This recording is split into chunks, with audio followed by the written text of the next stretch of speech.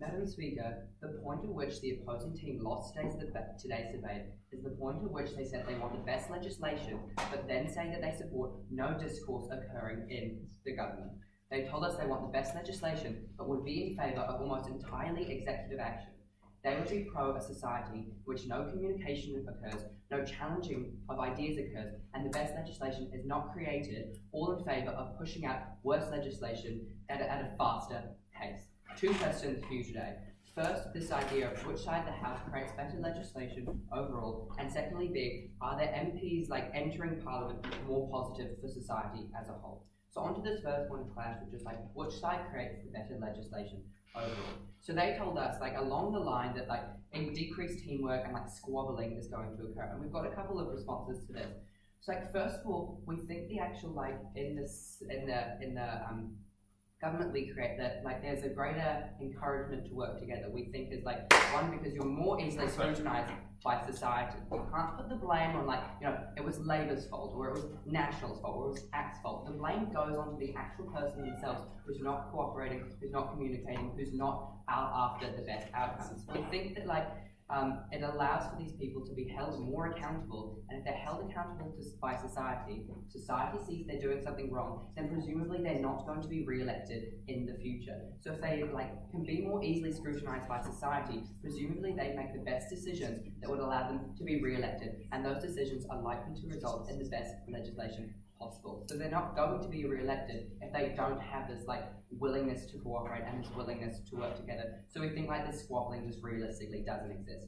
And our second response to this is this idea of decreased teamwork allows for bad members to just be pushed out. If you've got a more critical, more informed public because they're targeting individual people, it means that those people who are getting worse results, who aren't cooperating, are able to be more easily pushed out in the next election. They're not going to be re-elected.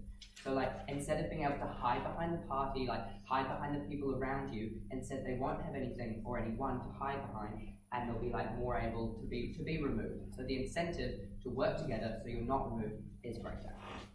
So their second idea under this idea of which side creates better legislation, they told us this idea that worse legislation occurs when there's a bunch of conflicting opinions, and we've got a couple of responses to this. So first of all, they're kind of saying that they've supported MMP along the line, yet this kind of statement sends the idea that they're against MMP, which is a system that inherently allows the provision of multiple different perspectives, of multiple different ideas to create the best societal results. And so they've told us that they don't they support the current system, yet they don't like this communication and this nuance, these individual nuanced ideas occurring. So it's a bit of a contradiction in their case. And the second response is just this general idea that this discourse is inevitably required. We think that the best legislation gained is when you challenge and communicate the ideas and challenge and communicate against or around the problems within this legislation. We think that no communication breeds further problems with the executive action that is going to occur on their side of the House. We think the priority should be the best legislation is created, not the speed at which it goes out. And we think that, yes, well, it might take longer with this discussion occurring. We think the results for society are greater because you've got different opinions, convey different ideas, and the different perspectives can come together for the best legislation possible. Second point of clash today being this idea that are these MPs who are actually entering Parliament, are they more positive to society? And so they rested on this idea at first and at second that unqualified people are going to get into Parliament. And we've got two responses to this.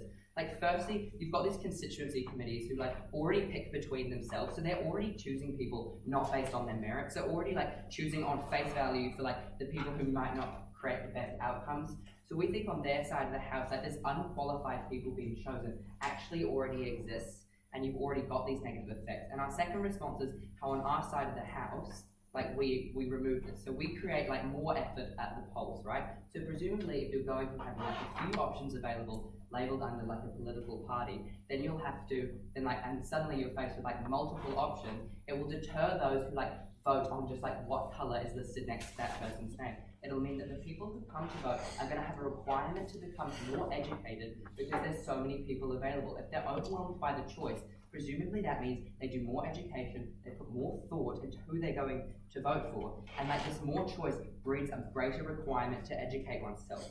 So the result in this is that the decision they make is better.